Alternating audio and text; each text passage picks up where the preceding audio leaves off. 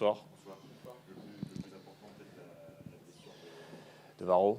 Oui, effectivement, on pense que c'est quelque chose de grave. On attend une confirmation donc, des urgences. Et donc, c'est a priori minimum une fracture tibia. Donc, ça peut être déplacé, pas déplacé. On est obligé quand même d'attendre la radio, voilà, pour voir où on en est exactement. Mais bon, ça allait pas fort, quoi. Effectivement, c'est pas une belle journée. Parce que quand on a un blessé comme ça, vous savez, après, le reste, c'est secondaire pour nous aujourd'hui.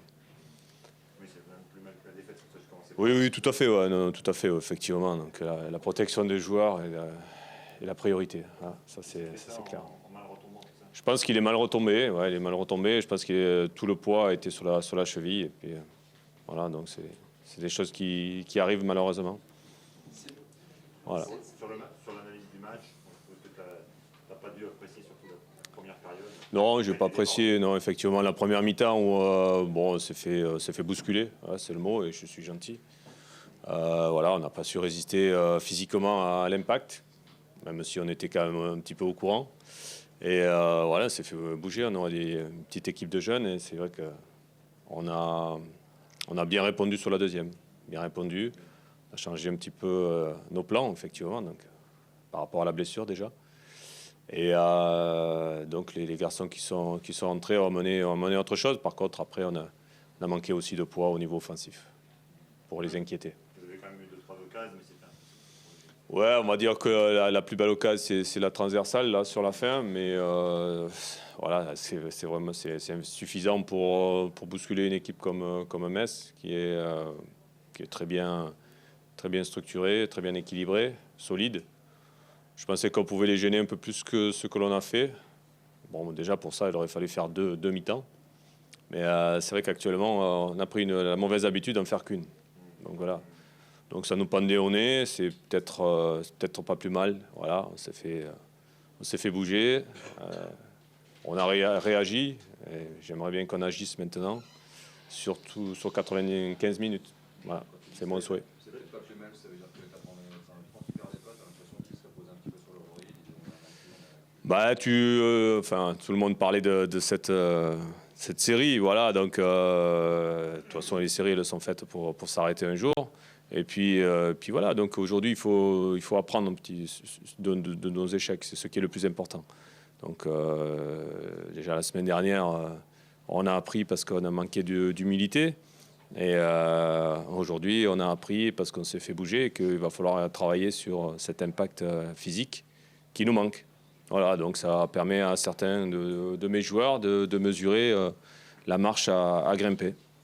Voilà, donc les échecs, oui, c'est difficile à encaisser, les défaites, mais s'en servir, c'est l'essentiel quoi, derrière.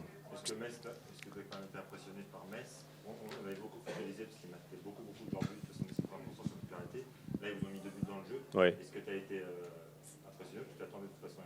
Oh non, mais sincèrement, ouais, non, je m'attendais à ce genre de match. Hein, ouais. Je m'attendais à ce genre de match. Je m'attendais à ce qu'on soit plus résistant, notamment sur cette première mi-temps. Voilà. Là où je suis déçu, c'est là-dessus.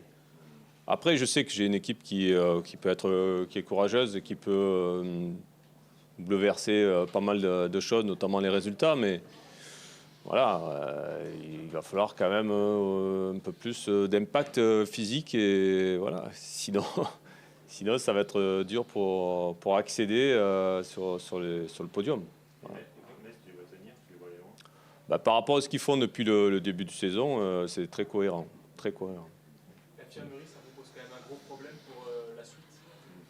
Oui, on a des problèmes d'infirmerie, ouais, mais maintenant, bon, on ne peut pas se cacher là-dessus. C'est vrai que c'est un peu dur en ce moment, surtout au niveau offensif. On n'a pas vraiment tous nos arguments. Mais on est un groupe. Il faut que les garçons qui rentrent, qui sont sur le terrain, ils réagissent. Voilà. Et bon, petit à petit, on récupérera les joueurs manquants et ça étoffera certainement l'effectif. Mais aujourd'hui, on est comme ça. Il faut l'accepter. Il faut travailler. Il faut progresser. Il faut avancer. Voilà, c'est ce que je demande aux joueurs. On n'a pas le choix. Sinon, on restera dans le ventre mou. Et puis on ne parlera pas trop de nous. Et puis on nous oubliera vite aussi. Donc voilà. Merci. Voilà, messieurs.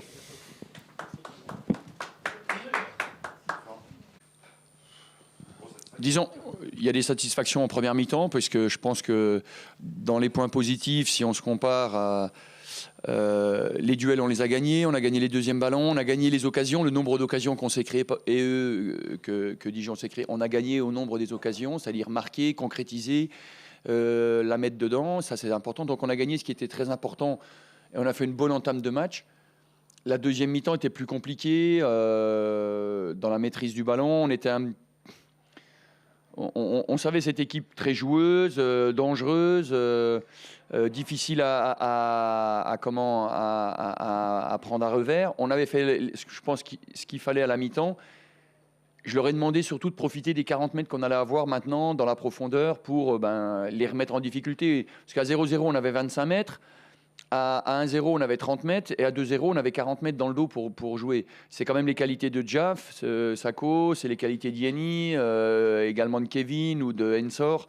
Voilà. Donc, profiter de ces espaces-là. Bon, je crois que c'est sûr que la deuxième mi-temps, dans la maîtrise, on était moins bien. Mais quelque part, on a compensé par une grande solidarité, une grande solidité. Et puis un Johan qui a fait ce qu'il fallait au moment où il faut, quoi. C'est-à-dire que Jaff, il marque quand il faut, Yeni le fait quand il faut, et puis Johan fait aussi quand il faut. Voilà. On aurait pu peut-être aussi mieux exploiter les 2-3 possibilités qu'on a eues. On n'en a pas eu beaucoup en deuxième mi-temps, mais les 2-3 possibilités qu'on a eues, on aurait pu encore peut-être mieux les exploiter. Voilà. Mais battre la deuxième meilleure défense, lui mettre 2 buts, gagner contre une équipe qui n'a pas perdu depuis 10 matchs, vous l'avez dit, qui était un adversaire revanchard. On l'avait vu un peu dans la semaine, le contenu des articles, une équipe qui venait ici très revancharde. Donc on savait que ça allait être difficile. Bon, je crois qu'on a fait le match qu'il fallait, l'entame de match qu'il fallait. Puis après, voilà, on a géré intelligemment aussi. La qualité du deuxième but m'a beaucoup Oui. Oui, oui. Voilà. Et tout ça presque en une touche, je veux dire, bon, c'est bien, quoi. C'est ce qu'on a demandé. Jouer vite, c'est ce qu'on avait demandé. Jouer vite, limiter au maximum les dribbles, et puis et partager le ballon. Voilà, le partage du ballon, parce que le ballon, il appartient à personne, il est à tout le monde sur le terrain. Et il est dans l'équipe, et partagez-le. Et je crois que cette notion de partage que j'avais voulu mettre en avant dans ce match-là, c'était important. Voilà.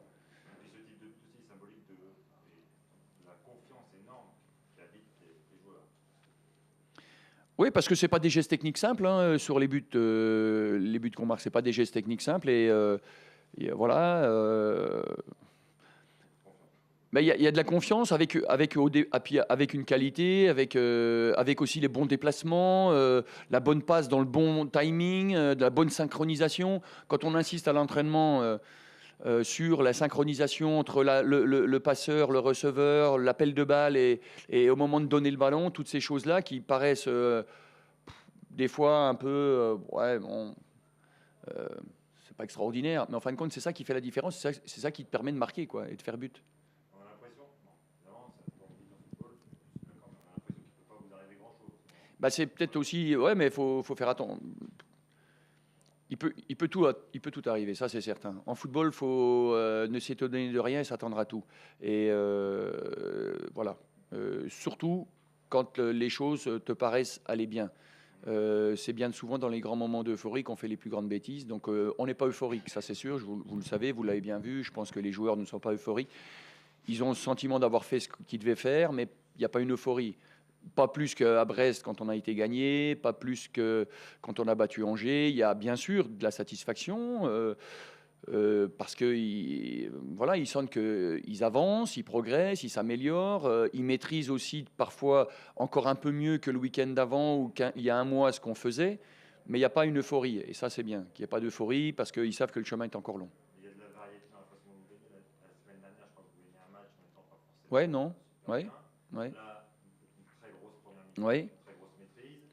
Donc voilà, vous êtes un vrai leader quand même. Sachant gagner les matchs qu'il faut gagner quand c'est difficile, imposant sa loi.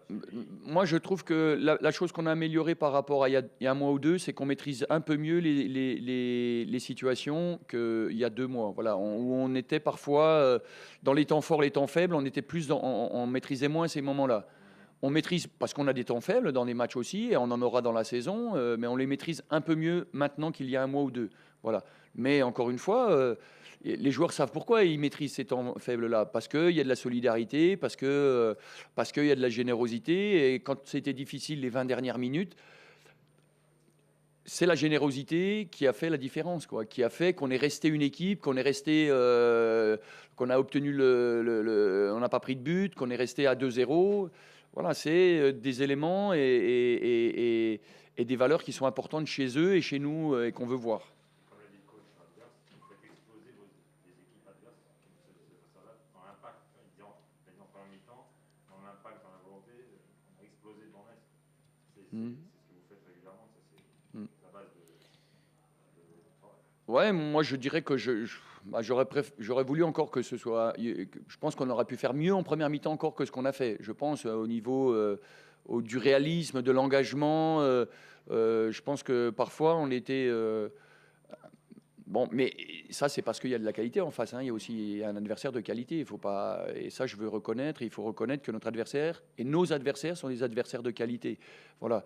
Il venait ici avec un esprit très revanchard par rapport à plein de choses, par rapport à un match raté le week-end dernier, par rapport aussi au fait de venir ici à Metz.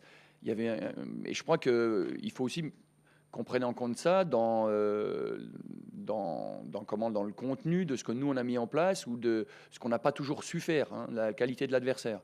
Et moi, je dirais que nos joueurs ici, certains apprennent tous les matchs de Ligue 2, certains apprennent maintenant découvrent, mais apprennent de plus en plus et apprennent à chaque match. Et moi aussi, à chaque match, je me nourris et j'apprends de mes adversaires, de mes collègues entraîneurs qui, à Istres, ont été mis en difficulté. Et aujourd'hui aussi, j'apprends de mes collègues entraîneurs comme mes joueurs le font aussi sur le terrain. Voilà. Albert, après 14 journées, vous avez 30 points. Alors vous vous dites ce soir, chouette, encore 4 succès et je suis maintenu. Vous vous dites, oh tiens, j'ai 7 points d'avance sur Nancy qui est 4e. Qu'est-ce qui est pour vous le plus important? Le fait de vous rapprocher vers... Non, mais de se rapprocher effectivement de l'objectif qu'on s'est fixé le plus rapidement possible. Voilà, si on peut atteindre cet objectif-là le plus vite possible, c'est sûr que pour nous, c'est important. Voilà. Après, il y a toujours 10 équipes aujourd'hui, quel que soit il y a toujours 10 équipes qui vont monter, qui sont prétendantes au podium. Ça, c'est sûr. Voilà. Et sur le 4e, oui, mais vous avez vu une série, les séries vont vite et te remettent vite dans la course. Hein. Donc, moi, je pense qu'il reste toujours 10 équipes qui visent la montée, voilà, qui ont les moyens, les arguments, le potentiel, et il faut être vigilant. Albert, vous avez dit qu'il ne fallait pas céder à l'euphorie. Mm. Parce que justement, vu la jeunesse du groupe, penser à la montée, ça pourrait être dangereux. Non, mais déjà, le fait qu'on travaille et qu'on fasse passer nos messages, pour eux, ils ne sont pas dans cette idée-là, même si je ne sais pas s'ils peuvent y penser secrètement ou si même certains. Mais nous, on n'est pas dans cette démarche-là. Mais quand je dis que c'est eux qui ne sont pas euphoriques, hein, c'est ça qui est quelque part rassurant pour le prochain match, c'est qu'ils ne sont pas dans l'euphorie. Voilà, ils ne sont pas dans l'euphorie d'avoir l'impression qu'ils ont réussi quelque chose. Ils n'ont gagné que des matchs. Ils n'ont rien gagné aujourd'hui. Ils ont gagné des matchs. Mais c'est quoi gagner des matchs? C'est pas un titre, c'est pas un palmarès, ça, gagner des matchs. C'est rien, ça. Tu as gagné juste un match. Voilà. Ou 5 d'affilée maintenant. Ou 9 depuis. Mais c'est pas ça, c'est rien, ça. Gagner des matchs, ça t'autorise à rien. C'est pas un palmarès. Tu fais pas un palmarès juste en comptant 9 victoires. Ouais, c'est une petite élongation aux adducteurs. Je pense 8 jours. Il va être out 8 jours. Ouais. Mais j'avais prévu de le laisser au repos. Ouais. Albert, on discutait tout à l'heure avec Nicolas Fauvert de son nouveau rôle sur la terrain. Ouais. Avant, j'étais là pour mettre les buts, placer la tête sur des centres qui arrivaient. Et maintenant, je défends. Ouais. Pour défendre. Est-ce que Nicolas Fauvert est un bon défenseur?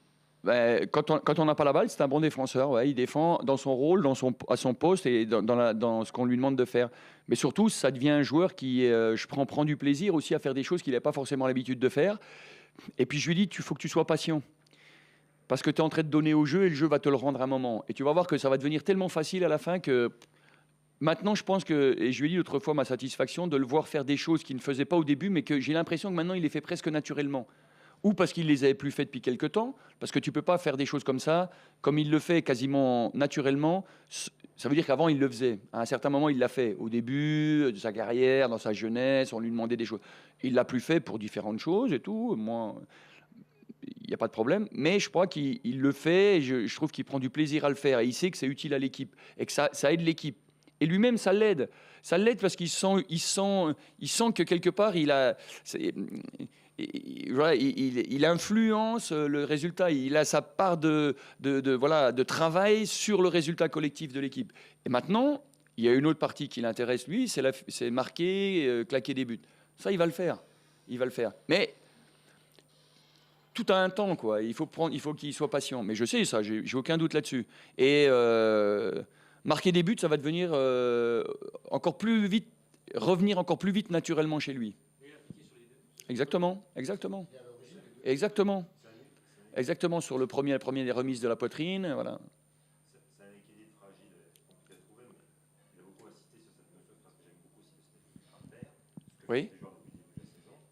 Si vous continuez à se mettre depuis par terre comme ça, allié à la qualité que vous avez montrée en premier temps, encore une fois, on va pas trop ce qui. Enfin, c'est difficile à maintenir, tu me diras, mais on va pas trop ce qui peut vous arriver si vous continuez à allier les deux. Ouais. C'est. Il y a. Non, mais c'est tout ça, c'est le travail qu'on fait à l'entraînement, c'est le travail au quotidien, quoi. Tout ça, moi, je pense que je veux dire, tu gagnes pas par hasard un week-end, quoi. Voilà, il n'y a pas de hasard. Et s'ils gagnent, c'est parce que le week-end, la semaine, ils travaillent pour ça. Et je leur ai dit, encore une fois, les résultats qu'on aura dans un mois ou deux, c'est ce qu'on fait cette semaine à l'entraînement. Ce que vous faites aujourd'hui, c'est ce que vous avez fait il y a un mois ou deux. Voilà. Et ne soyez pas étonnés, hein. Dans un mois ou deux, on verra les résultats. Mais voilà, cette exigence, c'est difficile de penser autrement parce que quand tu as un groupe qui a 23 ans et 4 mois de moyenne d'âge, tu es obligé aussi de le voir progresser pour plein de raisons. Parce que tu dois penser au futur, à l'avenir du club, tu dois penser au match que tu vas jouer le week-end prochain, mais tu dois penser aussi à 2 mois, à 3 mois, à 6 mois et à 1 an. Parce qu'on a aussi ce souci-là, nous, le staff technique, de penser aussi à l'avenir, voilà. Et comment penser à l'avenir? En faisant progresser tes joueurs. Nous, c'est une nécessité chez nous, de faire progresser des gamins de 23, 24 ans. Si on aurait une moyenne d'âge de 29, 30 ans, on serait beaucoup dans la gestion, la récupération. On n'est pas du tout là-dedans, nous.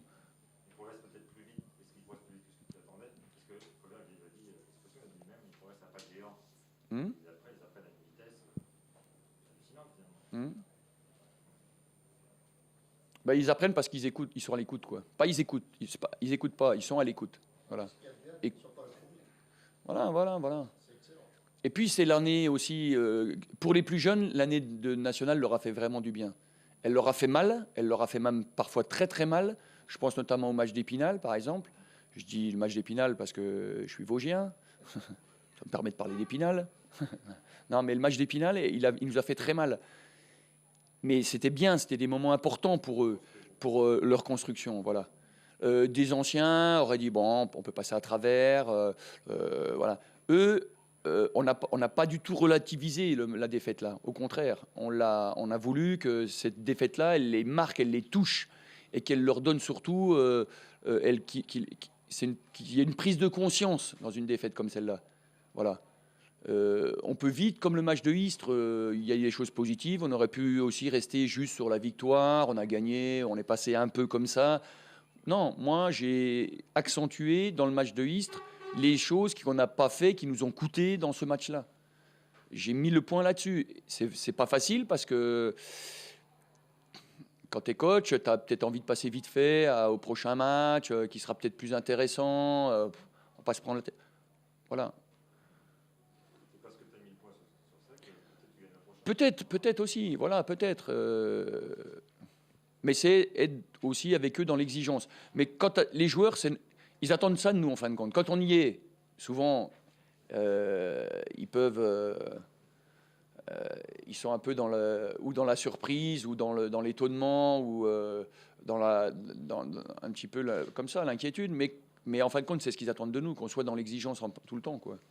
Vis-à-vis d'eux, qu'on soit dans l'exigence. Exigence de résultats, exigence de travail, exigence de performance. Qu'est-ce qu'on attend d'un joueur? Je le disais hier à Jean-Sébastien qui était à la conférence de presse, c'est que les footballeurs sont...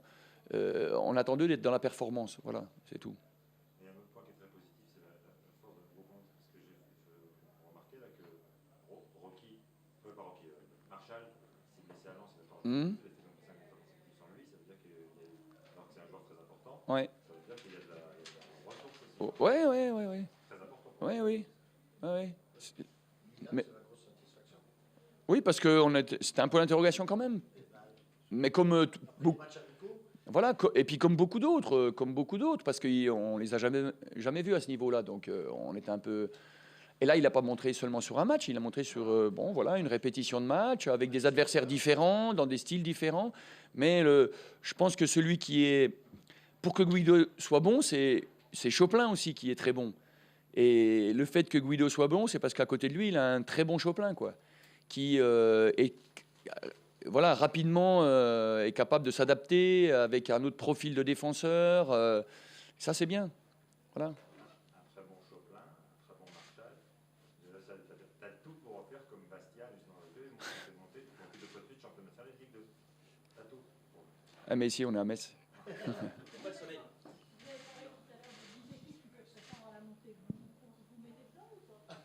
Ah oui. Bah, tant qu'on est dans les 10 premiers, je me mets dans les 10 équipes qui peuvent. Tant qu'on est dans les 10 premiers, ce serait compliqué de dire autre chose. Voilà. Mais il y a une chose qui est importante, c'est qu'on a donné des objectifs. Le président a donné les objectifs. Le club a des ambitions. Et que les ambitions, elles ne doivent pas passer avant les objectifs que le club a fixés. Voilà, ça c'est important. Que les objectifs restent bien prioritaires, et c'est la première des choses qu'il faut faire, c'est atteindre les objectifs. Et c'est normal d'avoir de l'ambition. Ça fait partie du sport et de la vie, mais que les objectifs soient bien prioritaires, que l'objectif est bien prioritaire par rapport aux ambitions. Donc on voit ce qu'on est capable de faire, c'est de faire les ambitions se nourrissent. Exactement, voilà, elle se crée d'elle-même, c'est quelque chose de naturel. Voilà. Et cet horaire-là était difficile à gérer. Il est plus facile après qu'avant. C'est-à-dire qu'à 4h30, on est content que le match ait été joué. Voilà. Avant, il est un peu, c'est vrai, mais bon, c'est un bel horaire aussi, pas parce qu'on a gagné, mais je disais avant le match, je trouve que c'est bien aussi, 14h, un match de foot, un bon niveau, c'est bien aussi que les gens les amènent au match, voilà, on les emmène au match à cette heure-là. Moi, franchement, c'est pour aller dans le froid à 20h, 20h30, moi, je trouve que c'est moins intéressant. Mais bien sûr. Et on profite de la lumière. S'il y a un peu de soleil, ben on en profite aussi. Alors que vous commencez à 4h, 4h30, vous avez un quart d'heure de soleil. Moi, je trouve que c'est très bien. Exactement. Bonne fin de week-end à tous. Merci à vous.